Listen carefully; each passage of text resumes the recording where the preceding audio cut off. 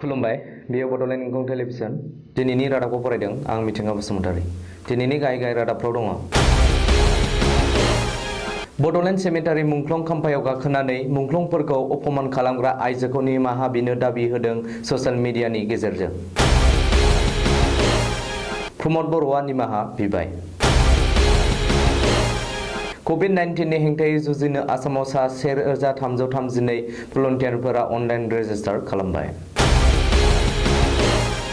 लकडाउननि उनावसो matric result फोसावनाय खालारखौ थि खालामगोन आसाम आरायग निधिनि दानफोरा टेक्सनि बाहेरायाव बागाजा गामिनि साख्रिआवलाफोरा गामिनि साख्रि गैजायै नखरफोरनोबो मुवा बेसाद रानदों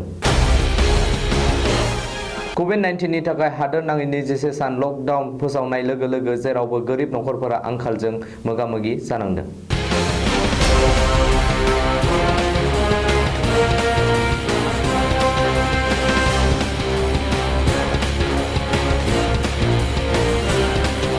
दानिया आबुं रादाब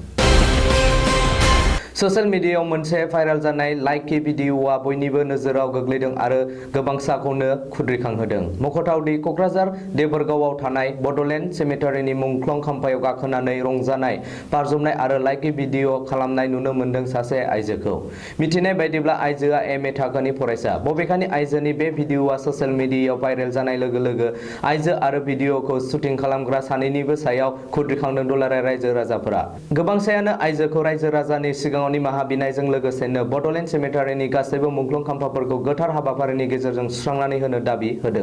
मख'थावदि सा 1600 निबो बांसिन बर' जोहोलाव जोहोलावजोफोरनि मुंख्लं खाम्फा थानाय बड'लेण्ड सेमेटारिखौ 2013 मायथाइयाव बिटिसिनि गाहाय खुंगोरा हाग्रामा महिलारिया गावनि गोथार आखाइजों बेखेवनानै होदोंमोन बोसोरफ्रोमबो बिटिसि एकर्ड सान 10 फेब्रुवारि अक्ट'खालि बिटिसि सोरखारनि बानजायनायाव बड'लेण्ड सेमेटारिया गोथार हाबाफारिनि बानजायनायजों बड'लेण्ड सोमावसारनायाव गावसोरनि बेसेन गोसा जिउखौ बावसोमलांनानै मुंख्लं जालांनाय जोहोलाव जोहोलावजोफोरखौ सिबिनायजों मान होयो बबेखानि हारिनि थाखाय मुंख्लं जालांनाय जोहोलाव जोहोलावजोफोरनि खाम्फाखौ सासे आइजोआ आथिं फोनांनानै अपमान खालामनायखौ सहायथावै मोनदों मुंख्लं नखरफोरा आरो थाबैनो गासैबो खाम्फाफोरखौ गोथार खालामनानै होफिननांगौ होननानै ससियेल मिडियानि गेजेरजों दाबि होदों इउनाइटेड पिपल पार्टी लिबारेल इउपिपिएल नि आफादगिरि प्रमद बर'आ निमाहा बिबाय गिख्रंथाव कर'ना भाइरासनि सायाव गोरोन्थि डाटा बुंफ्लांनायनि थाखाय प्रमद बर'आ निमाहा बिबाय कर'ना भाइरासनि बागै गोरोन्थि डाटा फोसावनायनि हेंथायै एफआइआर थिसनजानायनि उनावनो प्रमद बर'आ गावनि अफिसियेल फेसबुक पेजआव भिडिअ पस्ट खालामनानै रायजोफोरनि सिगाङाव निमाहा बिदों मख'नो गोनांनि थांनाय 5 एप्रिल खालिनो भारतआव 30,000निबो बांसिन सुबुंफोरा कर'ना बेरामजों नाख्रेबजाबाय होननानै बुंदोंमोन प्रमद बर'आ जाय समाव भारतआव 3,000 सिम सौहैबायमोन कर'ना बेरामिया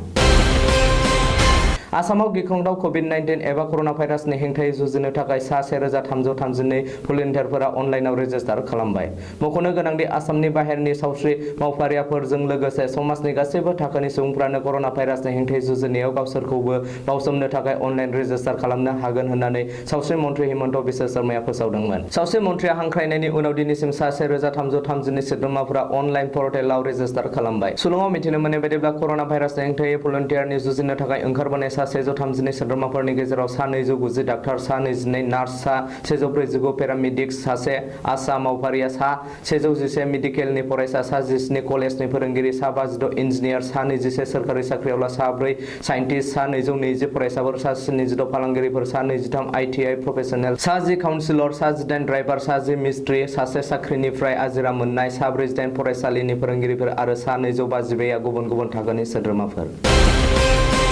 कर'ना भाइरासनि थाखाय हादोर नाङै लकडाउन खालामनाया जोबनायनि उनावसो एबा लकडाउनखौ खुलिफिननायनि उनावसो देग्लायनि मेट्रिक आनजादनि रिजाल्ट फोसावनाय खालारखौ थि खालामगोन आरो फोसावगोन मेट्रिकनि रिजाल्ट फोसावनायनि बागै दासिमबो गरन्थ लायाखै दिनै बे बाथ्राखौ अफिसियेलि फोसावदों सेबानि मासिगिरि रमेश चन्द्र जैनआ हादोर नाङै लकडाउन खालामनायनि सिगांनो मेट्रिक आनजादनि फिननाय बिलाइ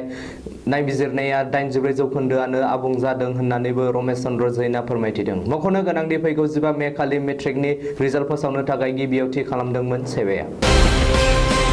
गिख्रंथाव कर'ना भाइरासजों जुजिनो थाखाय गिबि मन्थ्रिनि आरायग' निधि रां थुबिलाव दान हरनाय गासैबो धोन आरो रांफोरा टेक्सनि बाहेरायाव थागोन।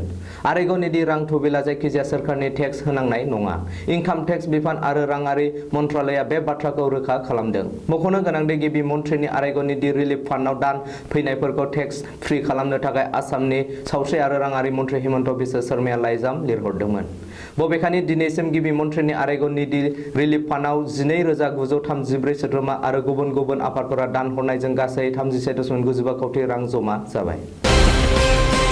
बाक्सा जिल्लानि सिमला पुलिस थानानि सिङाव थानाय बागाजां गामिनि सोरखारि साख्रिआवलाफोरा दिनै गामिनि साख्रि गैजायै मोनफ्रोमबो नखरफोरनो जानाय लोंनाय मुवा बेसादफोर राननानै होदों। कर'ना भाइरासनि थाखाय हादोरनाङै लकडाउन खालामनाय समाव जेंना जेंगोनाजों भुगिनांनायफोरनो गामिनि साख्रिआवलाफोरा बे सुंथानायखौ होदों। बबेखानि गामिनि 100निबो बांसिन नखरफोरनो निदान सुंथानायनि थाखाय राननानै होनाय मुवा बेसादफोरा जादों दालि, आलु, थाव गुबै, संख्रि, सयाबिन आरो साबोनफोर। क'क्राझार जिल्लानि गसाइगाव महकुमानि सिङाव थानाय बाजुगाव ओनसोलनि गोरिब नखरनि सुबुंफोरनो अनसुंथाइ होदों। आसामनि मन्थ्रि हिमन्त बिश्व शर्माया बुंनाय बायदियै साफ्रोमबो साख्रिआवलाफोरखौ नसुंसेनि गोरिब गुन्द्रा नखरनो जा हायो अनसुंथाइ होनांगौ होनना बिथोन होनाय लोगो लोगो नलिन्द्र बसुमतारी, रिता मुसाहारि, तुषारकान्ति मुसाहारि, मतियन मुसाहारि, बैसागि मुसाहारि, बिबा नार्जारि, महन्त नार्जारि, सुशांक नार्जारि, सरनजित बसुमतारी, सुमित्रा मुसाहारि, रुस्तम मुसाहारि, नाथानिएल बरगयारि, बिन'द बर्मन, अजित कुमार बर्मन, रुस्तम मुसाहारि, नाथानिएल बरगयारि, बिन'द बर्मन, अजित कुमार बर्मन, जुएल राय, सुमिर कुमार राय, प्रीतम मुसाहारि। जयै 15 फोरोंगिरि, सासे कलेजनि बिबुंगिरि, सासे पाब्लिक हेल्थ बिथांमोना जयै लोगो नांनानै 1 नं बाजुगाव, 2 नं बाजुगाव, कौसागुरि दरथाम गामिनि गोरिब नखरफोरनो 5 केजि माइरं, दालि, आधा केजि थाव गोथां, 1 केजि आलु, साबोन आरो 110 गोरिब नखरनि सुबुंफोरनो अनसुंथाइ होदों। दिनैनि रादाब फरायथिनाया एसेनोसै। गोजोन्थों।